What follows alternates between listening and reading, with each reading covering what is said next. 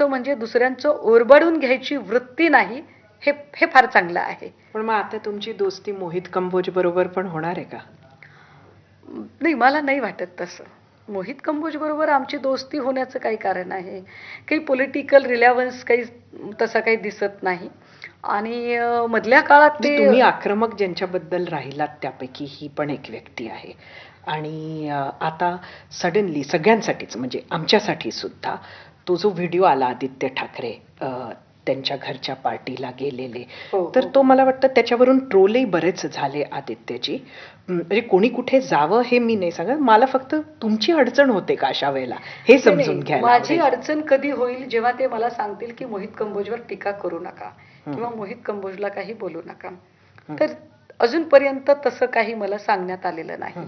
मोहित कंबोजच्या पार्टीत जाणं हा निव्वळ एक वेगळा कौटुंबिक कार्यक्रम होता. त्याला कुठलाही पॉलिटिकल रिलेव्हन्स नव्हता, त्याचा कुठलाही राजकीय संदर्भ नाहीये. इलेक्शनच्या आधी, इलेक्शनच्या नंतर किंवा जागा वाटप किंवा युती या कुठल्याही पार्श्वभूमीवर ती भेट झालेली नव्हती.